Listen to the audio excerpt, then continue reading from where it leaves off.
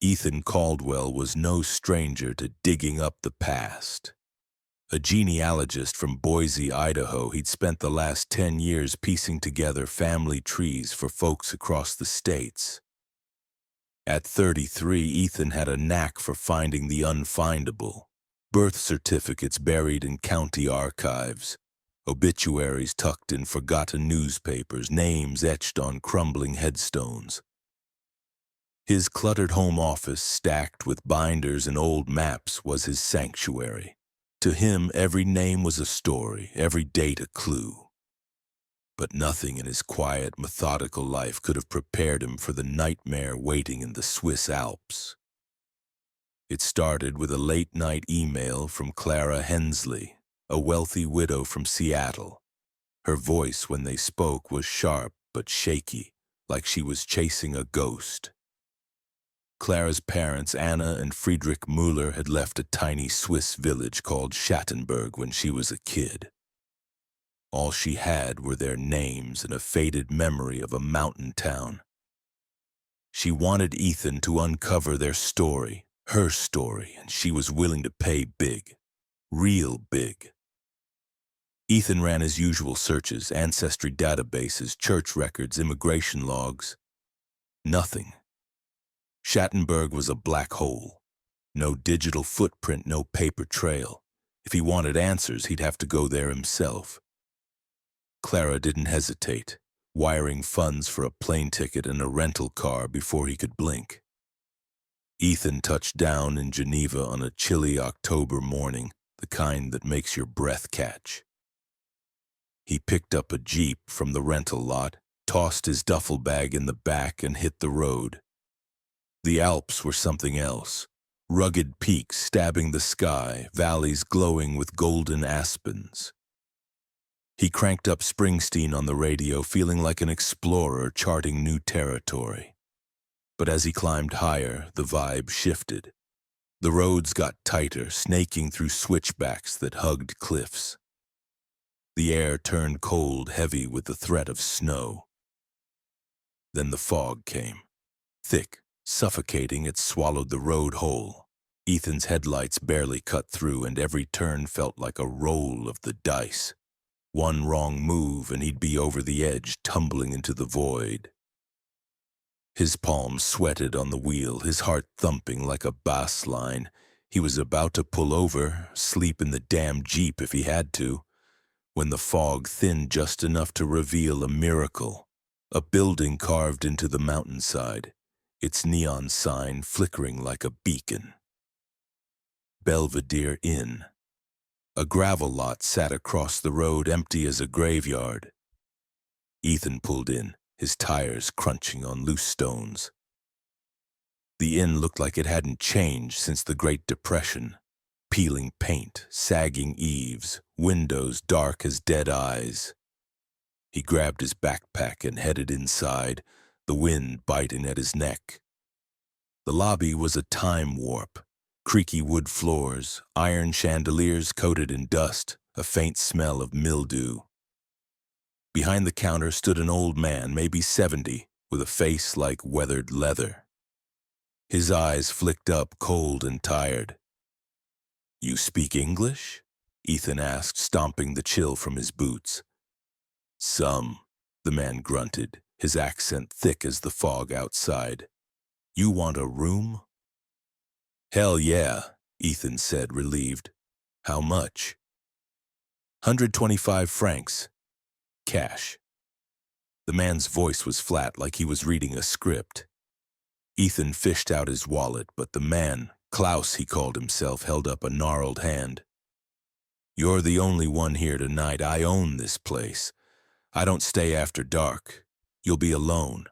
That okay?" Ethan's gut twisted. An empty inn, no staff. Weird as hell, but the fog wasn't giving him options. "Sure, man, I'll manage." Klaus's stare bored into him. "One rule. You stay in your room, door locked, all night, no wandering. Swear it." The words landed like a warning shot. Ethan figured Klaus was just paranoid about his property. "Yeah, I swear." he said, forcing a grin. Klaus handed him a key, old school, heavy iron etched with room 7, top floor. It felt like something from a horror flick. Ethan trudged up the stairs, each step groaning under his weight. His room was straight out of a museum, brass sink, creaky bed, a balcony with a view of the valley's twisting roads. The fog had lifted a bit, and the moonlight painted the switchback silver. Ethan snapped a photo, half wishing he could share it on Instagram. No signal, though. No nothing. Jet lag screwed with his head. By midnight, Ethan was wired, pacing like a caged animal. The silence was deafening. No hum of traffic, no buzz of a TV, just the occasional creak of the old inn settling. Klaus's truck was long gone. Ethan had watched it disappear down the mountain. He was alone. Totally, utterly alone. And that's when the itch hit. The same itch that made him a damn good genealogist.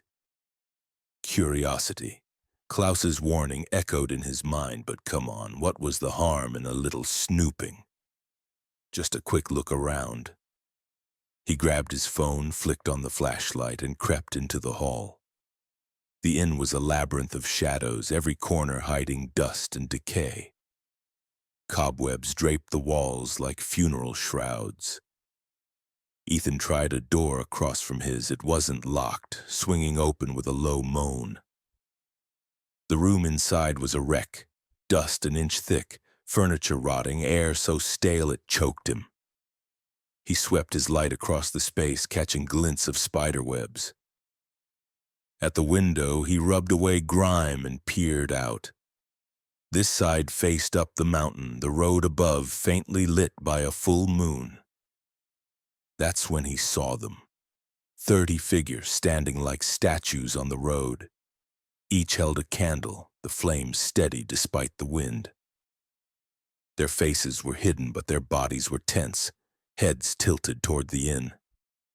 Ethan froze, his breath fogging the glass. Some clutched scythes, the blades gleaming like crescent moons. Others held rusted tools, axes, sickles, a goddamn pitchfork. They weren't moving, just watching, staring right at him. His stomach dropped. He killed the flashlight, plunging the room into black. When he dared look again, the figures were gone. No, moving. Descending the road, their candles bobbing like will-o-wisps. Ethan's heart slammed against his ribs. He bolted back to his room, fumbling with the key. The lock clicked just as his phone buzzed, 1:05 a.m. He pressed his ear to the door, straining for sound. Nothing. Then a boom. The inn's front door crashing open. Footsteps thundered below, heavy, too many to count. They climbed the stairs, deliberate, closing in. Ethan's eyes darted around the room. Weapon. He needed a weapon. The glass tumbler by the sink was all he had. He gripped it, backing against the wall, ready to swing. The footsteps stopped outside his door. The knob rattled, slow at first, then violent. Fists pounded the wood, hard, rhythmic, like a war drum. The door groaned, splintering at the edges. Ethan's mouth went dry.